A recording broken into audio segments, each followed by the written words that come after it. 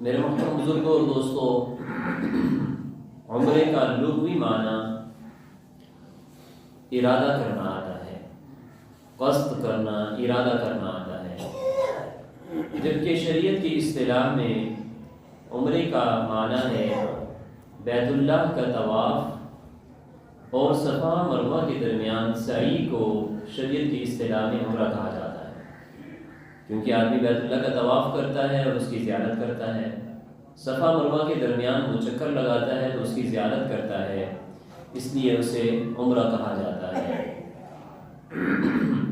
عمرے کے اندر دو چیزیں فرض ہیں، ایک احرام باندھنا اور دوسرا بیت اللہ کا طواف کرنا، یہ عمرے کے فرائض میں سے ہیں۔ اور عمرے کی واجبات میں سے صفا مروہ کے درمیان سعی کرنا اور اس کے بعد اپنے سر کے بالوں کو منڈوانا یا کتروانا، یہ واجبات میں سے ہے۔ عمرے کی ادائیگی کا جو طریقہ کار ہے وہ اس طریقے سے ہے کہ جب آپ سفر کا ارادہ کریں تو اس سے پہلے بہتر ہے کہ اپنے سر کے بالوں کو آپ سنواریں، جسم کے غیر ضروری بالوں کو آپ صاف کریں، بغلوں کے بالوں کو، زیر ناف بالوں کو آپ صاف کر لیں۔ اسی طرح مونچھیں آپ کاٹنا چاہتے ہیں مونچھیں بنائیں، اور وضو یا غسل کرنے کے بعد، وضو یا غسل کر لینے کے بعد آپ احرام کی چادریں اوڑھ لیں۔ یہاں آپ کو مشورہ دیتا چلا جاؤں، ہمارا عموماً جو سفر ہوا کرتا ہے وہ ہوائی جہاز سے ہوتا ہے، لہٰذا ہوائی جہاز سے جانے کی صورت میں بہتر یہ ہے کہ آپ احرام کی جو چادریں ہیں وہ یا تو ہوائی جہاز ایئرپورٹ پر پہن لیں یا پھر آپ ہوائی جہاز کے اندر ہی پہن لیں، کیونکہ ہوائی جہاز میں جب آپ سفر کرتے ہیں تو تقریباً 3-4 گھنٹے کے بعد میقات شروع ہوتا ہے، 3-4 گھنٹے سفر کر لینے کے بعد میقات شروع ہوتا ہے، جس سے پہلے آپ نے احرام باندھنا ہے۔ تو لہٰذا مشورہ تو یہی ہے کہ باقی کام آپ گھر سے کر کے جائیں، وضو کر لیں، غسل گھر سے کر کے جائیں، احرام کی چادریں آپ گھر سے پہننا چاہتے ہیں گھر سے پہن لیں، ایئرپورٹ پر پہننا چاہتے ہیں ایئرپورٹ پر پہن لیں، لیکن جو نیت کرنی ہے وہ آپ ہوائی جہاز کے اندر جب بیٹھیں اس وقت نیت کر لیں، میقات آنے سے چند لمحے پہلے۔ کیوں؟ اس لیے کہ محض چادریں پہن لینے سے احرام کی پابندیاں لاگو نہیں ہوتی، محض چادریں، احرام کی چادریں پہن لینے سے، احرام پہن لینے سے احرام کی پابندیاں لاگو نہیں ہوتی، بلکہ نیت کرنے سے اور تلبیہ پڑھنے سے احرام کی پابندیاں شروع ہو جاتی ہیں۔ لہذا اگر آپ میقات سے چند منٹ پہلے آپ اگر نیت کرتے ہیں تو یہ آپ کے لیے زیادہ بہتر ہے، یہ پابندیاں جو ہیں وہ ذرا کم ہو جائیں گی، زیادہ آپ کے اوپر سختی نہیں ہوگی۔ لہذا اب 2 چادریں مردوں کے لیے ہیں، ایک چادر اس نے نیچے تہبند کی صورت میں پہننی ہے اور دوسری اوپر اوڑھ لینی ہے، اور جبکہ خواتین اپنا سلے ہوئے جو کپڑے بدستور وہ پہنی رکھیں، البتہ چہرے پر وہ کپڑا نہ لگنے دیں۔ اس کی ایک عام آسان سی جو صورت ہے وہ یہ ہے کہ ایسی ٹوپی پہن لیں کہ جس کے اوپر چھجا لگا ہو، اور اس چھجے سے پھر وہ اپنا نقاب کو گرا دیں، لیکن اس صورت کے اندر بھی یہ ضروری ہونا چاہیے کہ چہرے کو پھر بھی نقاب کپڑا نہ لگے۔ اب جب آپ نیت کر لی تو جیسے ہی آپ نیت کر لیں، بلکہ احرام کی چادریں پہن لینے کے بعد 2 رکعت نفل اگر مکروہ وقت نہ ہو تو 2 رکعت نفل ادا کریں اور اس کے بعد نیت کریں، اللہم انی ارید العمرہ فیسرہ لی وتقبلہ منی، اے اللہ میں عمرے کی ادائیگی کی نیت کرتا ہوں، آپ اس کو میرے لیے آسان کر دیجئے اور اس کو میرے لیے، میرے حق میں اس کو قبول فرما لیجئے۔ اب آپ پر احرام کی پابندیاں شروع ہو چکی ہیں، لہذا جیسے ہی آپ نے نیت کر لی تو نیت کرنے کے بعد اونچی آواز سے مردوں کو چاہیے کہ وہ تلبیہ پڑھنا شروع کر دیں، اور خواتین قدر آہستہ آواز سے تلبیہ پڑھیں، لبیک اللہم لبیک لبیک لا شریک لک لبیک ان الحمد والنعمت لک والملک لا شریک لک۔ اب یہ کثرت سے تلبیہ پڑھتے چلے جائیں، پورے سفر میں کثرت سے جو ہے وہ تلبیہ پڑھا جائے، حضور نبی کریم صلی اللہ علیہ وسلم پر درود شریف پڑھا جائے۔ اب جب آپ نے نیت اور تلبیہ پڑھنا شروع کر دیا، وہ آپ پر تمام پابندیاں لاگو ہو چکی ہیں۔ لہٰذا اب نہ تو آپ سلا ہوا کپڑا پہن سکتے ہیں، نہ خوشبو لگا سکتے ہیں، نہ خوشبودار صابن استعمال کر سکتے ہیں، نہ ہی ایسی چپل، ایسا جوتا پہن سکتے ہیں کہ جو آپ کے پاؤں کی پشت پر ابھری ہوئی جو ہڈی ہے اس کو چھپا دے۔ کھلا چپل پہنیں، جس کو پینٹی چپل کہا جاتا ہے، تاکہ آپ کی جو یہ پاؤں کے پشت پر جو ابھری ہوئی ہڈی ہے یہ برہنہ رہے، یہ کھلی رہے۔ اسی طرح آپ شکار نہیں کر سکتے، آپ جسم کے کسی بھی حصے سے بالوں کو نہیں کاٹ سکتے، حتیٰ کہ مونچھیں نہیں کتروا سکتے، اور سر کے بالوں کو آپ نوچ نہیں سکتے۔ یہ تمام پابندیاں احرام کی نیت کر لینے سے، عمرے کی نیت کر لینے سے لاگو ہو جاتی ہیں۔ اب آپ سفر کے اندر ہیں، جیسے ہی مکہ مکرمہ کا، حدود حرم کا آغاز ہو جائے تو اللہ تعالیٰ سے دعا مانگیں، اے اللہ یہ تیرے حرم کی جگہ ہے، تیرے امن والی جگہ ہے، بس اس کے تو خیر آپ ہم پر جہنم کی آگ کو حرام کر دیجیے۔ وَأَنِّي مِنْ عَذَابِكَ يَوْمَ تُبْعَثُ عِبَادَكَ، اے اللہ ہمیں اپنے عذاب سے محفوظ فرما جو قیامت کے دن لوگوں پر واقع ہوگا۔ وَجَعَلْنِي مِنْ أَوْلِيَائِكَ وَأَهْلِ طَاعَتِكَ، اور اے اللہ ہمیں اپنے اولیاء میں اور اہل طاعات جو اطاعت کرنے والے بندے ہیں ان میں شمار فرما۔ اور اس کے بعد جب آپ مکہ مکرمہ میں داخل ہو جائیں، اپنے ہوٹل پر جب آپ آ جائیں، سامان کو آپ رکھیں۔ بلکہ یہاں میں یہ بتلاتا چلا جاؤں کہ جدہ ایئرپورٹ پر جب آپ اتریں گے تو وہاں پر آپ کا معلم آپ سے آ کر آپ کا پاسپورٹ لے لے گا، وہ آپ سے مطالبہ کرے گا پاسپورٹ، تو آپ بالکل آرام سے بغیر کسی جھگڑے کے اس کو پاسپورٹ دے دیجئے۔ بس اتنا کنفرم کیجیے کہ یہ آپ کا معلم ہے، پاسپورٹ آپ اس کو دے دیجئے۔ وہ پاسپورٹ آپ کو جس دن آپ واپس جائیں گے، جس دن آپ کا آخری دن ہوگا، رات کو یا صبح کے وقت وہ آپ کو وہی معلم آ کر آپ کو پاسپورٹ دے دے گا۔ لہٰذا بغیر کسی جھگڑے کے آپ اپنا پاسپورٹ اس کو دے دیجئے۔ اب آپ اپنے روم میں آ گئے ہیں، ہوٹل میں آ گئے ہیں، تو بہتر ہے کہ تھکے ہوئے ہیں تو آرام کر لیجئے۔ کچھ دیر آرام کر لینے کے بعد وضو کی حالت میں آپ مسجد حرام کی طرف چلیے۔ اب جیسے ہی آپ مسجد حرم میں داخل ہونے لگیں تو دایاں پاؤں داخل کیجئے اور دعا پڑھیے، بسم اللہ والصلاة والسلام علی رسول اللہ، اللہم افتح لی ابواب رحمتک۔ اور پھر اس کے فوراً بعد بہتر ہے کہ آپ نفلی اعتکاف کی نیت کر لیجیے، کیونکہ حرم شریف کے اندر ایک نماز پڑھنے کا ثواب 1,00,000 نماز پڑھنے کے برابر ہے۔ تو اعتکاف کریں گے تو ماشاءاللہ اس کا بھی ثواب دگنا ملے گا۔ مبارک سفر ہے تو نیت کرنے اعتکاف کی بھی، مسجد میں جب داخل ہوں، اور پھر بالکل آہستہ بغیر کسی کو تکلیف دیتے ہوئے مطاف کے اندر جو ہے وہ چلیے۔ جیسے ہی آپ کے سامنے کعبۃ اللہ آ جائے تو رستے سے ہٹ کر ایک طرف کھڑے ہو جائیں اور اللہ اکبر اللہ اکبر اللہ اکبر، لا الہ الا اللہ لا الہ الا اللہ لا الہ الا اللہ کی صدائیں لگائیں، آپ کی زبان پر ہونی چاہیے، اور کعبۃ اللہ کو دیکھتے ہوئے خوب گڑ گڑا کر اللہ تعالیٰ سے دعائیں مانگیں، کیونکہ یہ دعا کی خاص قبولیت کا وقت ہے۔ حضرت امام ابو حنیفہ رحمۃ اللہ علیہ جس وقت حج پر جایا کرتے تھے تو دعا مانگا کرتے تھے، اے اللہ مجھے مستجاب الدعوات بنا دیجیے، کہ میری تمام دعائیں قبول کر لیجیے۔ لوگ جو ہیں اپنی اپنی مرضی کی دعائیں مانگتے ہیں، تو اللہ سے یہ دعا مانگیں، اے اللہ مجھے مستجاب الدعوات بنا دیں، کہ میں جب بھی تیرے سامنے ہاتھ اٹھاؤں تو اے اللہ میری ہر دعا جو ہے وہ قبول فرما۔ تو کسی نے کہا تھا میری دعا یہ ہے کہ میری دعائیں قبول کرنا، تو دعا یہ ہے کہ اے اللہ مجھے مستجاب الدعوات بنا دیں، اور خوب گر گرا کر اللہ تعالیٰ سے جو ہے وہ دعائیں مانگیں۔ دعا مانگ لینے کے بعد پھر آپ مطاف میں آ جائیں، اور اب آپ نے جو چادر اوپر اوڑھی ہوئی ہے، جو احرام کی چادر ہے، اس کو آپ اپنے دائیں کندھے کی بغل کے نیچے سے نکال کر بائیں کندھے پر ڈال دیجیے۔ اس کو شریعت کی اصطلاح میں استباء کہا جاتا ہے۔ اس صورت میں آپ کا دایاں کندھا یہ بالکل کھلا رہے گا اور برہنہ رہے گا، اس کو استباء کہا جاتا ہے۔ اور استباء کر لینے کے بعد آپ حجر اسود کے بالکل پاس آ جائیے اور نیت کیجیے، اللهم انی اريد طواف بیتک الحرام فیسرہ لی وتقبلہ منی. اے اللہ میں بیت اللہ کا طواف کا ارادہ کرتا ہوں، نیت کرتا ہوں، آپ اس کو میرے لیے آسان کر دیجئے اور اس کو میرے حق میں قبول کر لیجئے. اور اس کے بعد پھر آپ اس انداز سے حجر اسود کے سامنے آ جائیے کہ حجر اسود پورے کا پورا آپ کے بالکل دائیں طرف ہو جائے، آپ کے کندھے کے بالکل دائیں طرف ہو جائے. اور اگر حجر اسود کے پاس جانا ممکن ہو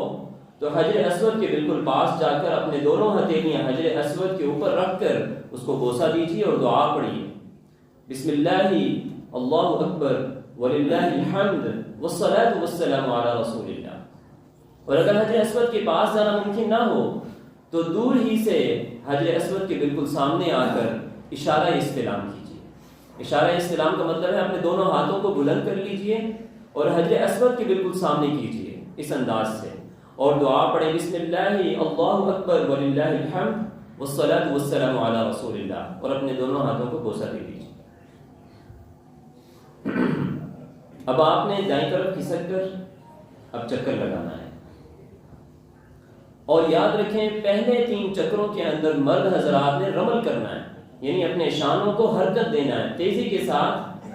اپنے شانوں کو ہلاتے ہوئے جو ہے وہ چلنا ہے. اس کو شریعت کی اصطلاح میں رمل کہا جاتا ہے. مرد حضرات رمل کریں گے جبکہ خواتین حضرات بالکل قدر معمولی چال سے وہ چلیں گی. لہٰذا اب آپ نے چکر لگانا ہے، اور اس دوران یاد رکھیں شریعت میں کوئی دعا مخصوص نہیں ہے کہ طواف کے دوران کوئی خاص دعا جو ہے وہ مانگی جائے، پڑھی جائے، بلکہ جون سی بھی دعا یاد ہے وہ پڑھ لی جائے. تیسرا کلمہ یاد ہے سبحان اللہ والحمد للہ ولا الہ الا اللہ واللہ اکبر ولا حول ولا قوة الا باللہ العلی العظیم. اس کا ورد کریں. اگر کوئی شخص بالکل خاموش رہتا ہے، کچھ بھی نہیں پڑھتا، تب بھی یہ جائز ہے اور درست ہے. آپ چکر لگا رہے ہیں، جب آپ رکن یمانی اور حجر اسود کے بالکل درمیان میں آ جائیں پھر دعا پڑھیں ربنا آتنا فی الدنیا حسنہ وفی الآخرۃ حسنہ وقنا عذاب النار. اب آپ حجر اسود پر آ کر پھر آپ استلام یا اشارہ استلام کیجیے. یہ آپ کا پہلا چکر مکمل ہو گیا. اس طرح ہر چکر پر آپ آئیں واپس حجر اسود پر اور آ کر استلام یا اشارہ استلام کیجیے. اور جب آپ کے 7 چکر مکمل ہو جائیں تو 7 چکر مکمل ہو جانے کے بعد ملتزم پر آ جائیں، وہاں پر آ کر خوب دعائیں مانگیں اگر ممکن ہے تو، اور اگر ممکن نہیں تو پھر اپنی جگہ پر بیٹھ کر خوب گڑ گڑا کر جو ہے اللہ تعالیٰ سے دعا مانگیں. اور طواف کر لینے کے بعد 2 رکعت نفل واجب الطواف مقام ابراہیم کے پیچھے ادا کیجیے. اور یہاں پر یہ بھی بتلاتا چلا جاؤں کہ کعبۃ اللہ کے غلاف پر رکن یمانی پر ملتزم پر اکثر خوشبو لگی ہوتی ہے،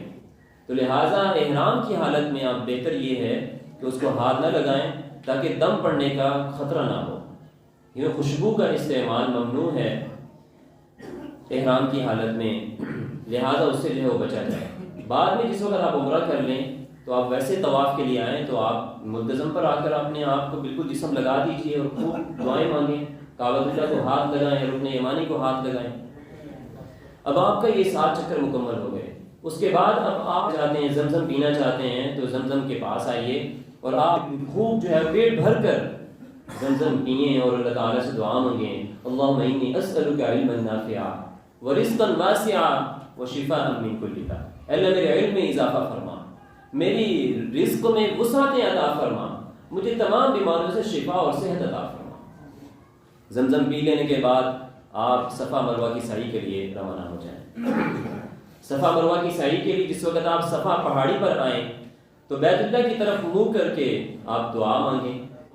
اشارہ استلام کر لیجئے، دعا مانگیے وہاں پر اور نیت کیجئے اے اللہ میں صفا مروہ کی سعی کا ارادہ کرتا ہوں، آپ اس کو میرے لیے آسان کر دیجئے اور میرے حق میں اس کو قبول فرما لیجئے. صفا سے آپ مروہ کی طرف آئیں گے تو صفا سے مروہ کے درمیان میں سبز کلر کی لائٹیں لگی ہیں، وہاں اس جتنی بھی وہ مقدار ہے، جتنا بھی وہ فاصلہ ہے، اس دوران آپ قدر تیزی کے ساتھ جو ہے وہ چلیں اور دعا مانگیں رب اغفر وارحم وانت الاعز الاکرم. اے باری تعالیٰ مجھے بخش دیجئے، آپ تو عزتوں والے اور کریموں والی آپ ذات ہیں، اللہ ہمیں بخش دیجئے. صفا سے چل کر آپ مروہ پر آئیے، مروہ پر آ کر پھر آپ بیت اللہ کی طرف منہ کر کے دعا مانگیے، اور مروہ سے پھر صفا کی طرف آئیے، اور اسی دوران ان تمام لائٹوں میں جو سبز کلر کی لائٹیں ہیں اس میں جو ہے وہ آپ دعا مانگیے اور قدر تیزی سے جو ہے وہاں چلیے۔ آپ کا 7واں چکر وہ مروہ پر آ کر مکمل ہوگا۔ صفا سے شروع کریں گے، مروہ پر آ کر ایک چکر، مروہ سے پھر صفا کی طرف دوسرا چکر، لہٰذا 7واں چکر آپ کا مروہ پر آ کر ختم ہو جائے گا۔ اب جب آپ کہ یہ 7 چکر مکمل ہو جائیں تو وہاں پر آپ پھر 2 رکعت نفل، اگر مکروہ وقت نہ ہو تو شکرانے کے 2 نفل ادا کیجیے۔ شکرانے کے 2 نفل ادا کر لینے کے بعد اب آخری کام وہ سر کو منڈوانا ہے۔ یہاں میں آپ کو بتلاتا چلا جاؤں، بہت سارے حضرات کوتاہی کرتے ہیں کہ جس وقت وہ حجام کے پاس جا کر اپنے سر کو منڈوانا چاہتے ہیں تو سر کو منڈوانے سے پہلے بسا اوقات وہ اپنی مونچھوں کو کترواتے ہیں یا جسم کے غیر ضروری بالوں کو وہاں جو ہے وہ کاٹنا چاہتے ہیں۔ لہٰذا اگر آپ نے سر منڈوانے سے پہلے اپنی مونچھیں کٹوائیں یا آپ نے خط بنوا لیا تو آپ پر دم لازم ہو جائے، کیونکہ سر منڈوانے کے بعد اب آپ احرام سے باہر آ جائیں گے۔ سر منڈوانے کے بعد آپ نے احرام سے باہر آنا ہے، یہ آخری واجب رہ جاتا ہے، لیکن بہت سارے حضرات یہ کوتاہی کرتے ہیں۔ سر منڈوانے کے بعد آپ جو ہے اپنی مونچھیں کتروائیں، اور یا اگر سر کے بال منڈوانا نہیں چاہتے تو پورے سر کے بالوں کو، مرد حضرات کے لیے یہ بھی ہے کہ پورے سر کے بالوں کو اپنی مٹھی میں لے کر جو ہے وہ ایک پورے کے برابر جو ہے وہ کاٹ لیں، لیکن پورے سر کے بالوں کو جو ہے وہ ہاتھ میں نہیں لیا جا سکتا۔ سب سے بہتر عمل یہی ہے کہ اپنے سر کو جو ہے وہ منڈوا دیا جائے، یہ سب سے افضل جو ہے وہ طریقہ ہے۔ حضور نبی کریم صلی اللہ علیہ وسلم اس کو پسند فرمایا کرتے تھے۔ خواتین اپنے پورے سر کے بالوں کو جو ہے وہ لے کر ایک انگلی کے پورے کے بقدر جو ہے وہ کاٹ لیں۔ جیسے ہی آپ نے سر منڈوا لی اب آپ پر تمام احرام کی پابندیاں ختم ہو جائیں گی، اب آپ کا عمرہ مکمل ہو چکا۔ اب آپ سلے ہوئے کپڑے پہن سکتے ہیں، تمام پابندیاں، آپ جوتی پہن سکتے ہیں، ہوائی چپل پہن سکتے ہیں، جون سی بھی چپل آپ پہننا چاہتے ہیں پہن سکتے ہیں، اور اسی طرح آپ کے لیے تمام پابندیاں جو ہیں وہ ختم ہو جائیں گی۔ جب تک آپ مکہ مکرمہ میں مقیم ہے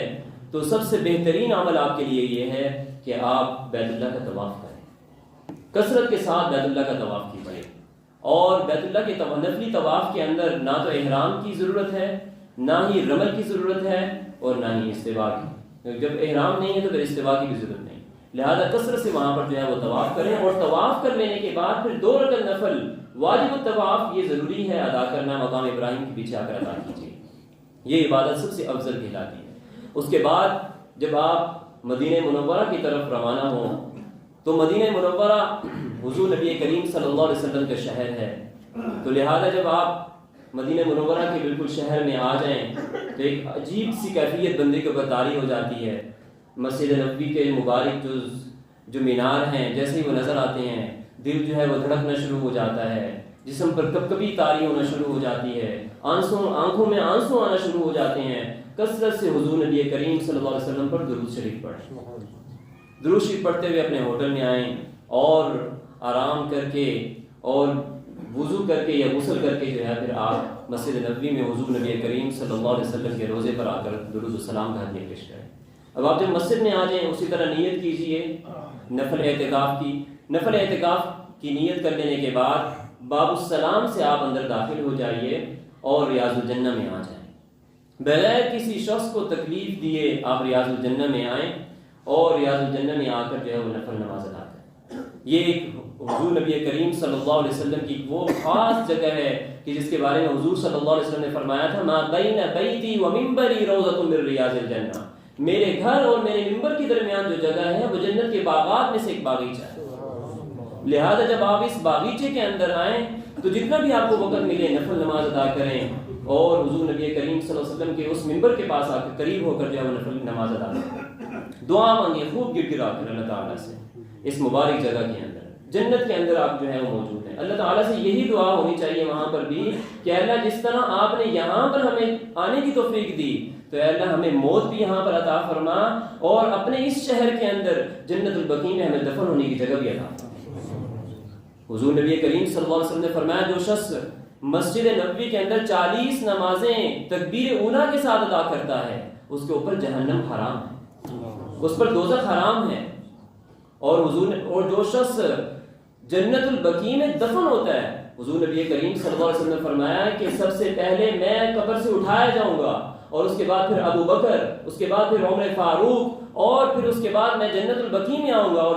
جنت البقیع والے لوگ جو ہیں وہ اٹھیں گے۔ اور حضور نے فرمایا جو شخص جنت البقیع کے اندر دفن ہوا، اس کو وہاں جگہ ملی، کل قیامت کے دن میں اس کی سفارش کروں گا اللہ تعالیٰ سے۔ بڑے فضائل ہیں حدیث میں